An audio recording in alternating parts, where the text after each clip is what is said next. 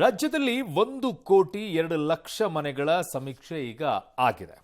ಇವತ್ತು ಒಂದೇ ದಿನ 9,13,892 ಮನೆಗಳ ಸರ್ವೆಯನ್ನ ಮಾಡಿದ್ದಾರೆ. ಬೆಂಗಳೂರಿನಲ್ಲಿ 22,141 ಮನೆಗಳ ಜಾತಿ ಗಣತಿ ಆಗಿದೆ ಅಂತೆ. ಬೆಂಗಳೂರಿನಲ್ಲಿ ಇವತ್ತಿನಿಂದ ಸಾಮಾಜಿಕ ಮತ್ತು ಶೈಕ್ಷಣಿಕ ಮತ್ತು ಆರ್ಥಿಕ ಸಮೀಕ್ಷೆ ಆರಂಭವಾಗಿದೆ. ಮೊದಲ ದಿನವೇ ಗೊಂದಲದ ಗೂಡಾಗಿತ್ತಂತೆ.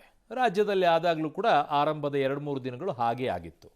ಮೊದಲ ದಿನವೇ ಗಣತಿದಾರರಿಗೆ ಸಮೀಕ್ಷೆ ಆ್ಯಪ್ ಗೊಂದಲ, ಸರ್ವರ್ ಸಮಸ್ಯೆ, ಲೊಕೇಶನ್ ಕಿರಿಕಿರಿ ಇವೆಲ್ಲವೂ ಕೂಡ ಇನ್ನುಳಿದಂತಹ ಬೇರೆ ಜಿಲ್ಲೆಗಳಲ್ಲೂ ಕೂಡ ಶಿಕ್ಷಕರು ಇದನ್ನು ಅನುಭವಿಸಿ ಆಗಿತ್ತು. ಬೆಂಗಳೂರಿನಲ್ಲಿರುವಂಥವರಿಗೆ ಇದು ಫ್ರೆಶ್ ಆಗಿ ಕಾಣಿಸ್ಕೊಳ್ತಾ ಇದೆ. ಹಲವೆಡೆ ಐಡಿ ಕಾರ್ಡ್ ಕಿಟ್ ವಿತರಣೆಯೂ ಕೂಡ ವಿಳಂಬ ಆಗಿತ್ತಂತೆ. ಬೆಂಗಳೂರಿನ ವೈಯಾಲಿ ಕಾವಲ್ನಲ್ಲಂತೂ ಗಣತಿದಾರರು ಪ್ರತಿಭಟನೆಯನ್ನು ಮಾಡಿಬಿಟ್ಟಿದ್ದಾರೆ. ಯಾಕೆ ಅಂದರೆ ಬೆಂಗಳೂರಿನ ಹಲವೆಡೆ ಸಮೀಕ್ಷೆದಾರರು ಮನೆಗೆ ತಿಳಿದಾಗ ವೈಯಕ್ತಿಕ ಮಾಹಿತಿ ಯಾಕ್ರಿ ಕೊಡಬೇಕು, ಮಾಹಿತಿ ಕೊಟ್ಟರೆ ಅದು ಸುರಕ್ಷಿತನಾ ಅಂತೆಲ್ಲ ಅಸಮಾಧಾನವನ್ನು ವ್ಯಕ್ತಪಡಿಸಿ ಗಣತಿದಾರರ ವಿರುದ್ಧ ತಿರುಗಿ ಬಿದ್ದಿದ್ರಂತೆ. ಪ್ರಮುಖವಾಗಿ ಆಧಾರ್ ಕಾರ್ಡ್ ಮತ್ತು ಬ್ಯಾಂಕ್ ವಿವರ, ಚರಾಸ್ತಿ, ಸ್ಥಿರಾಸ್ತಿ ವಿವರ, ಕುಟುಂಬದ ಸಾಲ, ಆದಾಯ ತೆರಿಗೆ ಪಾವತಿದಾರರು, ಕುರಿ, ಎಮ್ಮೆ, ಕೋಣ ಸಾಕಿದ್ದೀರಾ ನೀವು, ಹೀಗೆ ಅನೇಕ ಪ್ರಶ್ನೆಗಳಿಗೆ ಇದೇನು ಆಸ್ತಿ ಸಮೀಕ್ಷೆನಾ ಅಂತ ಜನ ಹೈರಾಣಾಗಿ ಆಕ್ರೋಶವನ್ನ ವ್ಯಕ್ತಪಡಿಸಿದ್ರಂತೆ. ಜೆಡಿಎಸ್ ಈ ನಡುವೆ ಒಂದು ಪೋಸ್ಟ್ ಕೂಡ ಹಾಕಿದಾರಂತೆ. ಅದು ಮಕ್ಕಳನ್ನೇನೋ ಕರ್ಕೊಂಡು ಹೋಗಿದ್ರಂತೆ ಟೀಚರ್ಸ್ಗಳು, ಅದಕ್ಕೋಸ್ಕರ. ಬಟ್ ಯಾಕೆ ವಿರೋಧ ಅನ್ನುವಂಥದ್ದನ್ನು ಕೂಡ ನೋಡ್ಬಿಡೋಣಲ್ವಾ ಇದರಲ್ಲಿ ಏನಿದೆ ಅಂತ ಹೇಳಿ. So Aadhaar card, bank account ಕೇಳ್ತಿರೋದಕ್ಕೆ ವಿರೋಧವನ್ನ ವ್ಯಕ್ತಪಡಿಸ್ತಾ ಇದ್ದಾರೆ. ರಾಷ್ಟ್ರೀಕೃತನ ಅನ್ನುವಂಥ ವಿವರವನ್ನ ಕೇಳ್ತಾ ಇದ್ದಾರೆ. ಸೊ ಆಸ್ತಿ ವಿವರ ಕಲೆ ಹಾಕ್ತಾ ಇದ್ದಾರಂತೆ. ಸ್ವಂತ ಮನೆನಾ ಬಾಡಿಗೆ ಮನೆನಾ ಅಂತ ಕೇಳ್ತಾ ಇದ್ದಾರೆ. ಅಂಗಡಿ ಇದೆಯಾ, ಜಮೀನಿದೆಯಾ ಅಂತ ಪ್ರಶ್ನೆ. ಗಾಡಿ ಇದೆಯಾ, ಕಾರ್ ಇದೆಯಾ, RC ನಂಬರ್ ಕೊಡಬೇಕು. ಸ್ಕೂಲ್ ಯಾಕೆ ಬಿಟ್ರಿ ಅನ್ನೋ ಪ್ರಶ್ನೆಗೆ ತೀವ್ರ ವಿರೋಧಗಳು ವ್ಯಕ್ತವಾಗ್ತಾ ಇದೆ ಅಂತ. ಇಡೀ ರಾಜ್ಯದಲ್ಲಿ ಯಾರೂ ಕೂಡ ಇವೆಲ್ಲ ವಿರೋಧಗಳನ್ನು ಮಾಡಿಲ್ಲ. ಆದರೆ ಬೆಂಗಳೂರಿನಲ್ಲಿರುವಂಥವರು ಇದಕ್ಕೆ ವಿರೋಧಗಳನ್ನು ವ್ಯಕ್ತಪಡಿಸ್ತಾ ಇದ್ದಾರೆ. ಬಟ್ JDS ಒಂದು ಆಬ್ಜೆಕ್ಷನ್ ಅನ್ನ ಎತ್ತಿದೆ. ಅಲ್ಲಿ ಗಣತಿ ಮಾಡಕ್ಕೆ ಹೋಗಿರುವಂಥವ್ರು ಮಕ್ಕಳನ್ನ ಕರ್ಕೊಂಡೆಲ್ಲ ಹೋಗಿದ್ದಾರೆ ಅಂತ ಹೇಳಿ ಒಂದಿನ ಆಬ್ಜೆಕ್ಷನ್ ಅನ್ನ ಎತ್ತಿ ಒಂದು X ಖಾತೆಯಲ್ಲಿ ಪೋಸ್ಟ್ ಮಾಡಿದ್ದಾರೆ ವಿಡಿಯೋ ಸಮೇತವಾಗಿ. ಟೀಚರ್ಸ್ಗಳಿಗೆ ರಜೆ ಇರೋ ಟೈಮಿಗೋಸ್ಕರ ಮಕ್ಕಳನ್ನ ಕರ್ಕೊಂಡು ಹೋಗಿರ್ತಾರೆ. ಮನೇಲಿ ಬಿಟ್ಟು ಏನೋ ಹೋಗತ್ತೆ. ಕೆಲವೊಂದು ಟೈಮಲ್ಲಿ ಗಂಡ ಹೆಂಡತಿ ಕೆಲಸ ಮಾಡ್ತಾ ಇರ್ತಾರೆ. ಗಂಡ ಕೆಲಸಕ್ಕೆ ಹೋದಾಗ ಟೀಚರ್ ಅಮ್ಮ ಇದ್ದಾಗ ಮಗನ ಮನೇಲಿ ಬಿಟ್ಟು ಹೋಗೋಕ್ಕಾಗತ್ತೆ. ಜೊತೆ ಕರ್ಕೊಂಡು ಹೋಗೋಣ ಬಾ ಅಂತೇಳಿ ಕರ್ಕೊಂಡು ಹೋಗ್ತಾರೆ. ಒಳ್ಳೇದು ಬಿಡಿ, ಗೊತ್ತಾಗುತ್ತೆ, ಅವ್ರಿಗೂ ತಿಳ್ಕೊಳ್ತಾರೆ ಹೇಗಿರ್ತಾರೆ, ಯಾವ್ಯಾವ ಮನೆಗಳು ಹೇಗಿರ್ತಾರೆ ಅಂತೇಳಿ. ಏನು ತಪ್ಪದ್ರಲ್ಲಿ?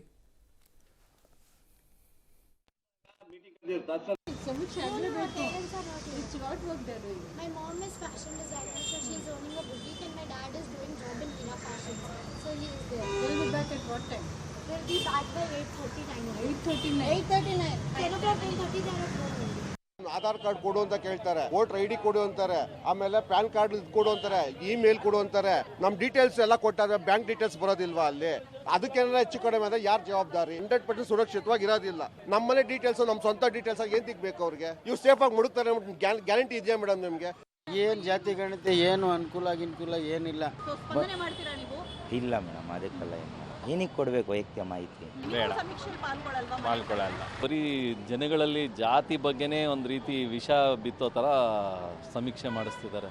ಈ ಜಾತಿ ಮಾಡ್ಕೊಂಡು ಏನು ಮಾಡ್ತೀರಾ ಹೇಳಿ? ಸುಮ್ಮನೆ ಜನರಿಗೆ ತೊಂದರೆ ಕೊಡೋಕೆ ಮಾಡಿದ್ದಾರೆ ಹೊರತು ಇದರಿಂದ ಏನು ಯೂಸ್ ಇಲ್ಲ. ನನ್ನ ಡೀಟೇಲ್ಸ್ನ ಬೇರೆಯವ್ರ ಪಬ್ಲಿಕ್ ಏನಕ್ಕೆ ಮಾಡಲಿ, ನಾನು ಅದಕ್ಕೋಸ್ಕರ ಕೊಡಲ್ಲ. ಇಂದಿನಿಂದ ಬೆಂಗಳೂರು ವ್ಯಾಪ್ತಿಯಲ್ಲಿ ಜಾತಿ ಗಣತಿ ಸಮೀಕ್ಷೆ ಆರಂಭವಾಗಿದೆ. ಅಧಿಕಾರಿಗಳು DCM DK ಶಿವಕುಮಾರ್ ಅವರ ಬೆಂಗಳೂರಿನ ಸದಾಶಿವನಗರ ನಿವಾಸಕ್ಕೆ ಹೋದರು, ಸಮೀಕ್ಷೆಯನ್ನು ನಡೆಸಿದರು. ಪತ್ನಿ ಉಷಾ ಜೊತೆ ಕುಳಿತು ಅಧಿಕಾರಿಗಳಿಗೆ ಎಲ್ಲ ಮಾಹಿತಿಯನ್ನು ಹಂಚಿಕೊಂಡಿದ್ದಾರಂತೆ. ಮತ್ತು OTP ಯಾವ ಮೊಬೈಲ್ ಬಂತು ಅನ್ನೋ ವಿಚಾರವಾಗಿ ಸ್ವಲ್ಪ ಹುಡುಕಾಟವನ್ನು ನಡೆಸಿದ್ರಂತೆ. ಕೊನೆಗೆ OTP ಬಂದಂತಹ ಮೊಬೈಲ್ನ ಸಿಬ್ಬಂದಿ ತಂದುಕೊಟ್ಟ ಬಳಿಕ ಗಣತಿಗೆ ಸಹಕಾರವನ್ನು ಕೊಟ್ಟಿದ್ದಾರೆ. ಇನ್ನು ಗಣತಿಯಲ್ಲಿ ಮಾಹಿತಿ ಸಂಗ್ರಹ ದಾಖಲೆ ನೋಡಿ ಇಷ್ಟೊಂದು ಪ್ರಶ್ನೆ ಇದೆಯಾ, ನಾನು ಫಾರ್ಮ್ ನೋಡಿರಲಿಲ್ಲ ಅಂತ DK ಶಿವಕುಮಾರ್ ಅವರು ಆಶ್ಚರ್ಯವನ್ನು ವ್ಯಕ್ತಪಡಿಸಿದ್ದಾರೆ. ಮತ್ತು ಇಷ್ಟೆಲ್ಲ ಪ್ರಶ್ನೆಗಳನ್ನು ಕೇಳಿದ್ರೆ ಜನರಿಗೆ ಎಲ್ಲರಿಗೆ ಉತ್ತರ ಕೊಡೋಕೆ ಪೇಷನ್ಸ್ ಇರುತ್ತೆ, ಸಿಂಪಲ್ ಆಗಿರಬೇಕು, ಟೂ ಮಚ್ ಕ್ವೆಶ್ಚನ್ಸ್ ಅಂತ ಅಸಮಾಧಾನವನ್ನು ವ್ಯಕ್ತಪಡಿಸಿದ್ದಾರೆ. ಪ್ರಶ್ನೆ ಸಿಂಪಲ್ ಮಾಡ್ರಿ, ಇದಕ್ಕೆಲ್ಲ ಉತ್ತರ ಕೊಡ್ತಾರೆ. ಕೋಳಿ, ದನ, ಕುರಿ, ಮೇಕೆ, ಜೇನು ಸಾಕಿದ್ಯಾ, ಇನ್ಶೂರೆನ್ಸ್ ಮಾಡಿದ್ದೀರಾ, ಟ್ರ್ಯಾಕ್ಟರ್ ಇದೆಯಾ, ಈ ಎಲ್ಲ ಪ್ರಶ್ನೆಗಳು ಬೇಡ ಅಂತ ಅಧಿಕಾರಿಗಳಿಗೆ ತಿಳಿ ಹೇಳಿದ್ದಾರೆ. 22 ನಿಮಿಷಗಳ ಸರ್ವೆ ಆಗುತ್ತೆ ಸರ್ ಅಂತ ಅಧಿಕಾರಿಗಳು ಹೇಳಿದಕ್ಕೆ ನಮ್ಮನೆಯಲ್ಲೇ ಕೂತ್ಕೊಂಡು 1 ಗಂಟೆ ತಗೊಂಡಿದ್ದೀರಾ, ನಾವು ಜನಕ್ಕೆ ಏನು ಮಾಡ್ತೀರಾ ಅಂತ ಕೇಳಿದ್ದಾರೆ.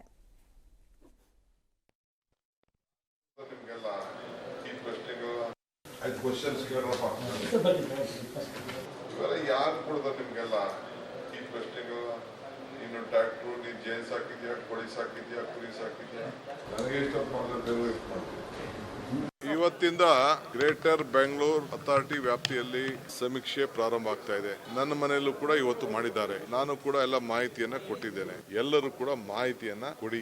ಬಹಳ ಜಾಸ್ತಿ ಕ್ವಶನ್ಸ್ ಇದೆ, ಅದಕ್ಕೆ ಅವ್ರಿಗೆ ಹೇಳಿದೆ ಸ್ವಲ್ಪ ಆದಷ್ಟು ಕಡಿಮೆ ಕೇಳ್ರಿ ಅಂತ. ಯಾರಿಗೂ ತಾಳ್ಮೆ ಇರುವುದಿಲ್ಲ. ಕೋಳಿ ಎಷ್ಟಿದೆ, ಚಿನ್ನ ಎಷ್ಟಿದೆ, ಅವೆಲ್ಲ ಕೇಳ್ಕೊಂಡು ಕೂತ್ಕೊಂಡ್ರೆ ಹಳ್ಳಿಲಿ ಯಾರಿಗೂ ಪೇಷನ್ಸ್ ಇರುತ್ತೆ. ನನಗೆ ಕೇಳ್ತಾವ್ರೆ, ಇಲ್ಲಿ ನಾನು ಕೋಳಿ ಸಾಕೊಂಡಿದ್ದೀನಿ ಇಲ್ಲಿ. ಅದಕ್ಕೆ ಕೋರ್ಟ್ ಅವ್ರು ಹೇಳಿದ್ದಾರೆ, ಯಾರಿಗೂ ಬಲವಂತ ಮಾಡಬೇಡಿ ಅಂತ ಹೇಳಿದ್ದಾರೆ. ಅವ್ರು ಕೇಳ್ತಾರೆ, ನಾನೇ ಹೇಳಿಲ್ಲ ಇವೆಲ್ಲ ನಾನು ಕೇಳ್ಬೇಡಪ್ಪ ಅಂದೆ, ಉದ್ಭವಿಸುವುದಿಲ್ಲ ಅಂತ ಹೇಳಿ. ಅವರೇ ಮಾಡಿದ್ದ ಕ್ವಶನ್ನಿಯರ್ ಅಲ್ಲಿ ಅವ್ರ ಕೈಲಿ ಆನ್ಸರ್ ಮಾಡಕ್ಕಾಗಲ್ಲ ಅಂದ್ರೆ ಈ ಸರ್ಕಾರ ಎಷ್ಟು ಗಬ್ಬೆದ್ದೋಗಿದೆ, ಈ ಸರ್ಕಾರ ಎಷ್ಟು ವರ್ಸ್ಟ್ ಅನ್ನೋದನ್ನ ಇದರಿಂದ ಸ್ಪಷ್ಟ ಆಗ್ತದೆ. ಡಿ.ಕೆ. ಶಿವಕುಮಾರ್ಗೆ ಆನ್ಸರ್ ಮಾಡಕ್ಕಾಗಲ್ಲ ಅಂದ್ರೆ ಈ ರಾಜ್ಯದ ಉಪಮುಖ್ಯಮಂತ್ರಿ ಬಹಳ ಅದೇನೋ ಟ್ಯಾಲೆಂಟೆಡ್ ಎಲ್ಲ ನೋಡಿರೋಂಥವ್ರು, ಇನ್ಕಮ್ ಟ್ಯಾಕ್ಸ್ ಎಲ್ಲ ನೋಡಿರೋರಿಗೆ ಆಗಲ್ಲ ಅಂತ ಹೇಳಿದ್ರೆ